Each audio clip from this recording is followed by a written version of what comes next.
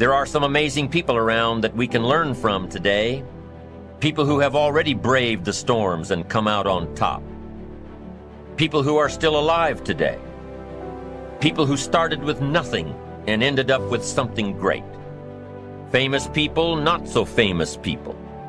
Maybe even people you know, but don't know their stories. People who had an early vision and ambition. People who turned their focused dreams into the reality of success. Life is dull only to dull people. This is true, but it also could have read, life is interesting only to interesting people. Or life is successful only to successful people. And what I'm trying to say is that you must first become, mentally, from an attitude standpoint, that which you wish to achieve. A famous restaurateur was being interviewed by a reporter who asked, "When did you become successful?" He replied, "I was successful when I was sleeping on park benches, because I knew what I wanted to do and that I would do it." In short, his attitude had been one of success, of expecting success long before the material, the tangible rewards of success had been earned. But for now, remember that a person must act, look, and because of these things, feel successful before the success he seeks can come. We must learn from personal experience. Pretty simple. Learn from what happens to you. Take a look back over the last few months. Did you make some mistakes? How could you correct those for the future? Take a look back over the last year. Have you done it right or done it wrong? Let's correct it for the next year. Don't drown in a sea of your own negativity when you can float on the ocean of life. You are meant to be a wonderful, loving expression of life. Life is waiting for you to open up to it, to feel worthy of the good it holds for you. The wisdom and intelligence of the universe is yours to use. Life is here to support you. Trust the power within you to be there for you. The moment you start feeling abundant and worthy, you are generating wealth. The moment you're empowered and feel it, you're beginning to step towards your success. The moment you start feeling whole, your healing begins. And when you love yourself and you love all of life, you'll create an equal. And now you're causing an effect. And I think that's the difference between living as a victim in your world, saying, I am this way because of this person or that thing or this experience. They made me think and feel this way. When you switch that around, you become a creator of your world, and you start saying, my thinking and my feeling is changing an outcome in my life. And now that's a whole different game, and we start believing more that we're creators of reality. This is your moment to shine. And if you're not willing to shine, then step aside. If you're not willing to work, then this is not the place for you. You got to toughen up. You got to look up. You got to build up. If you want it, this is the time to go get it. But you got to work for it. You got to believe in it. You got to trust in it. If you put yourself in a new situation, then new genes code for new proteins and build new neural structures and new nervous system structures. Same thing happens to some degree when you work out, right? Because your muscles are responding to the load, but your nervous system does that too. So you imagine that there's a lot of potential you locked in your genetic code. And then if you put yourself in a new situation, then the stress, that's the situational stress that's produced by that particular situation, unlocks those genes and then builds new parts of you. And so that's very cool, because who knows how much there is locked inside of you. Okay, so now here's the idea. So let's assume that scales as you take on heavier and heavier loads. That more and more of you get more and more informed because you're doing more and more difficult things, but more and more of you gets unlocked. And so then what that would imply is that if you got to the point where you could look at the darkest things, so that would be the abyss, right? That would be the deepest abyss. If you could look at the harshest things, like the most brutal parts of the suffering of the world and the malevolence of people and society, if you could look at that straight and directly, that would turn you on maximally.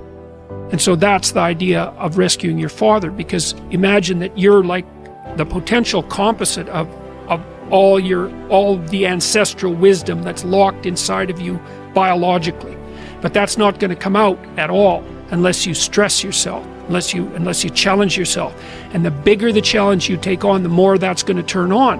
And so that as you take on a broader and broader range of challenges and you push yourself harder, then more and more of what you could be turns on, and that's equivalent to transforming yourself into the ancestral father, because you're like the, what would you call it? You're the consequence of all these living beings that have come before you, and that's all part of your biological potentiality.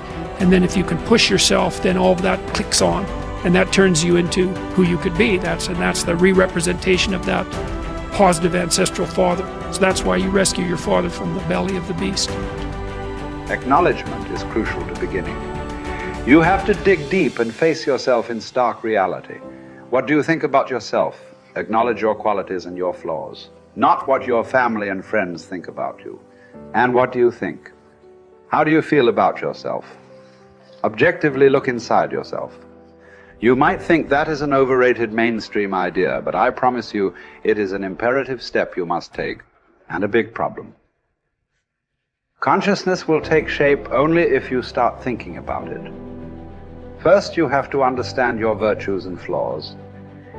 Then you have to begin to speak about them, not advice-seeking, but stating as facts. By speaking about them, I mean you must stand up and say, hey, this is me, I am this person. And it will hurt. Let's say you were blindfolded for 10 or 15 years. If after many years you choose to remove the blinders, when you open your eyes even the slightest bit, it will hurt as hell. So first you have to acknowledge that opening your eyes will be painful. Most of those who get this far will quit and fail because they fear pain and they fear failure. A lot of what-ifs will appear in front of them, and a lot of possibilities that might lead to failure. So they decide to do nothing, and they stick their heads back in the sand. Will you also do that? I know you won't. You are better than those who choose to be blind. You will keep going. What comes next in the process of recognizing a life that lacks confidence? After the pain, or shall I say during, you will start to recall one by one all the chances you missed, all the possibilities you didn't take, and all the time you wasted. It is important to take these lessons and promise yourself it won't happen again. But don't spend too much time regretting a wasted past. Stay in the present, leave the past behind, and act now in a way to improve your future. Prepare yourself for some further disappointments. You who are starting to see straight will realize the friends around you are not so perfect as you thought they were. You will see their blindness and how they mismanage their lives. Don't start mocking them. Don't tell them how stupid they are because they haven't asked for your opinion. You must know they are not yet ready to open their eyes. This process has to start from within. You don't achieve worthwhile goals quickly or easily. They take time. They take struggle. They take relentless pursuit day in and day out. That's what it takes. But also, things don't usually fall apart quickly either. At least at first, it's a slow process. A little slip here, a little setback over there, a little wearing down of discipline and will over time. That's the thing. Success and failure are generally slow processes, either slowly building things up or gradually tearing them down. And that's why I say you've got to pay attention. You have to watch. You have to watch every single second, because those seconds, they turn into minutes, and minutes turn into hours, and hours turn into days, and days turn into years. And so that second that just went by, that counted. And so did that second. And so did that one. And in those precious seconds, you were either building or you were decaying. You were either gaining ground or you are losing ground in that second and in every second. Every second counts. So make every second